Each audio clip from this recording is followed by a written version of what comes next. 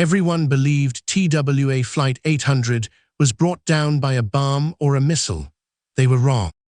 On July 17, 1996, at 8:31 p.m. Eastern Daylight Time, TWA Flight 800, a Boeing 747-100, was climbing out of John F. Kennedy International Airport, bound for Paris. Aboard were 230 souls, 18 crew members, and 212 passengers. The flight had just leveled off at 13,700 feet over the Atlantic Ocean, off the coast of Long Island, New York. Suddenly, without warning, the aircraft disintegrated in a fiery explosion, scattering debris over a wide area of the ocean. Eyewitnesses on the ground and in nearby boats reported seeing a streak of light ascend towards the plane, followed by a massive fireball. The initial confusion and shock were immediate and profound.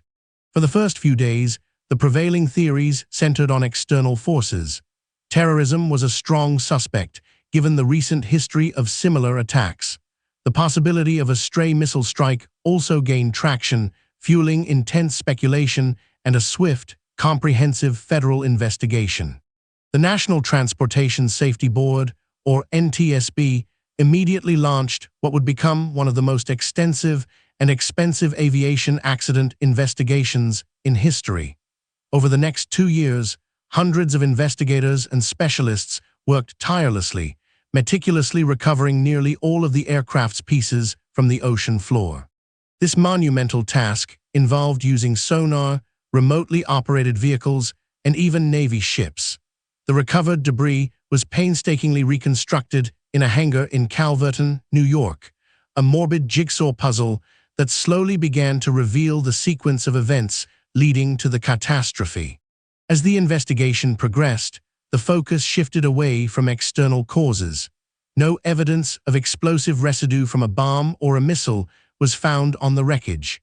The damage patterns pointed towards an internal explosion, specifically originating from the aircraft's center wing fuel tank. This particular fuel tank, located within the aircraft's fuselage, was designed to store a significant amount of jet fuel.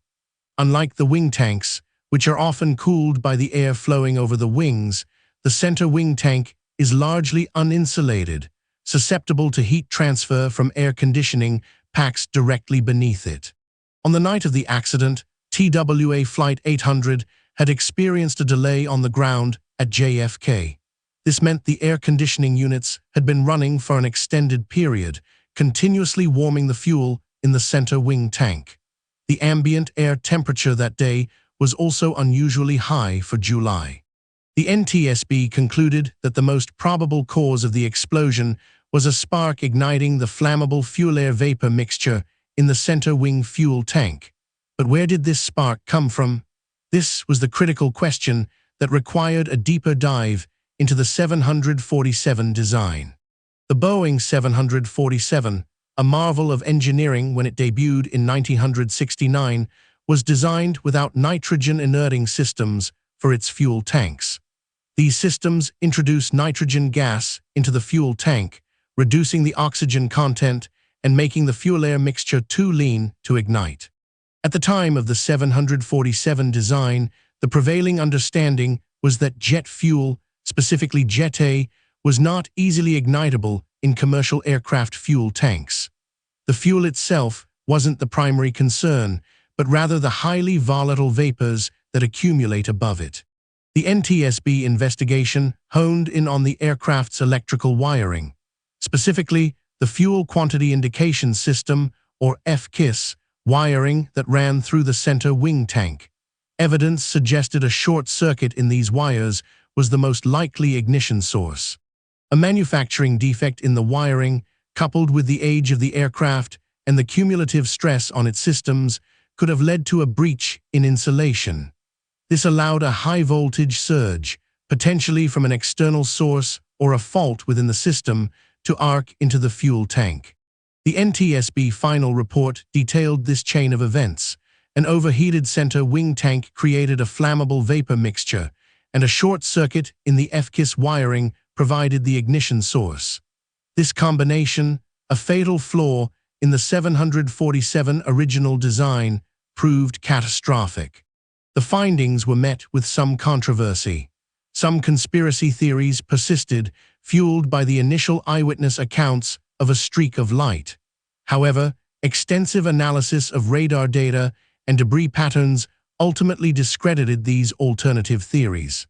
The NTSB determined that the streak of light reported by witnesses was likely a portion of the aircraft, possibly burning fuel or debris, ascending briefly after the initial explosion before falling back down. The human eye can play tricks under such traumatic circumstances. The tragedy of TWA Flight 800 became a pivotal moment in aviation safety. It led to significant changes in aircraft design and maintenance protocols. The most impactful recommendation was the implementation of fuel tank inerting systems. These systems, which pump nitrogen-enriched air into fuel tanks, dramatically reduce the flammability of the vapor mixture. Boeing, along with other manufacturers, was mandated to develop and install these systems on existing aircraft and incorporate them into new designs. Additionally, strict guidelines were issued for fuel tank wiring insulation, separation, and maintenance. The investigation also highlighted the importance of thoroughly inspecting and upgrading aging electrical systems in older aircraft to prevent similar failures. The lessons learned from TWA Flight 800 reverberated throughout the entire aviation industry, from regulatory bodies to airlines and aircraft manufacturers.